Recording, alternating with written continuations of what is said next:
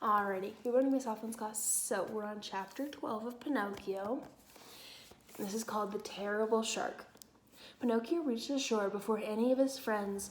When he got there, however, he saw no sign of the shark. Finally, his friends arrived. "Hey, where's the shark?" Pinocchio asked. "Maybe he's at breakfast or taking a nap," one boy said and winked. Pinocchio realized the boys had played a trick on him, lying to him to get him to skip school.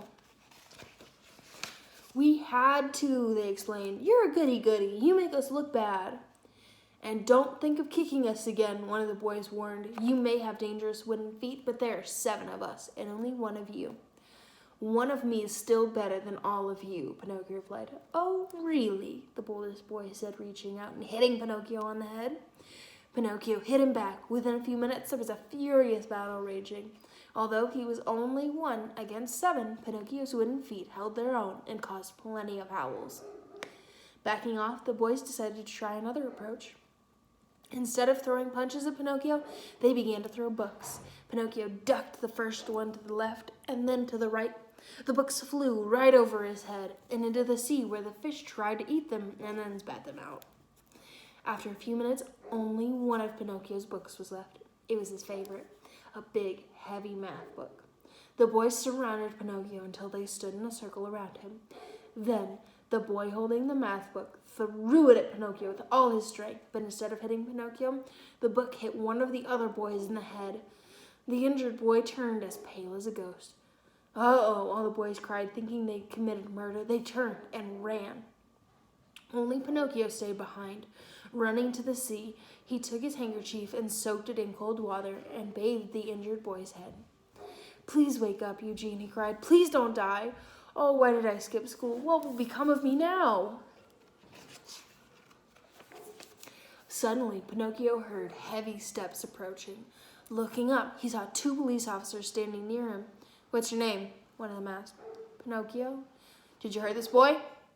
No, stammered the puppet. "Well, then who did?" Pinocchio wouldn't say. He was no tattletale. One of the officers picked up the math book and looked at Eugene's bruises. "This is the boy that injured him?" "This is the book that injured him," he concluded. "Whose book is this?" the officer asked. "Mine," Pinocchio admitted. That was all the officers needed to hear. They arranged for some fishermen to take care of Eugene, and then grabbed a hold of Pinocchio and began walking him to jail. Halfway there, a sudden gust of wind picked up Pinocchio's cap and blew it down the street. "Please," he begged the officers, "can I go get my hat? If I am to sit in some drafty prison, I'm going to need my hat." "All right," the officer said, "but hurry up and get it, and then come right back." And hurry Pinocchio did. When he retrieved his hat, he continued to hurry as fast as he could in the other direction, away from the officers and back to the sea. After all, he had a father to find. Pinocchio thought he was home free, until, that is, he heard a terrible panting behind him. The police officers had set their police dog after him. Alidoro, that was the name of the dog, was very fast and fierce. He came so close at times that Pinocchio could feel his hot breath behind him. Lucky for Pinocchio, he was near the ocean. A few more steps and Pinocchio leaped up and into the water. Running too fast to stop, Alidoro fell into the water too. Unfortunately for him, he could not swim. Alidoro tried and tried to do the doggy paddle, but it was no use. He was sinking like a stone. "Help!" he gurgled. Pinocchio hesitated. After all, the dog had been trying to hurt him. Seconds later, however, the poor dog's cries broke Pinocchio's heart. "If I help you, will you promise to stop chasing me?" "I promise. Hurry!" Pinocchio swam out to Alidoro and grabbed a hold of his tail and pulled him to the shore. "Thank you, puppet," Alidoro cried when he got his breath back. "If I can ever return the favor, I will." Wishing Alidoro good luck, but still not trusting him completely, Pinocchio swam back a bit. He swam along the shoreline until he spotted a small cave, which out of the cave rose smoke. "Someone's got a fire going in there," he thought. "Wonderful! I can dry my wet clothes and get warm."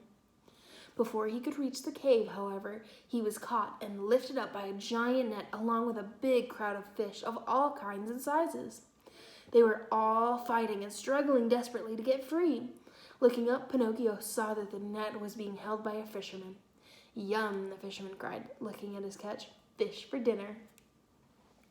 "I'm not a fish," Pinocchio thought to himself. The fisherman took him along with the other fish to a dark place in the cave. A giant pan of oil was sizzling over an open fire. "Let's see," the fisherman mused. "What shall I have for dinner tonight? Shall I have a bass, a flounder, a whitefish, or an anchovy? Ew." As he spoke, he reached into the net and pulled each one of those out, one by one. And then he grabbed a hold of Pinocchio. "What kind of fish is this?" he asked. "For your information," Pinocchio replied, insulted, "I happen to be a puppet, not a fish." The fisherman said. "A puppet fish? Never had one of those before." Pinocchio started to tremble. Didn't you hear me say that I'm not a fish?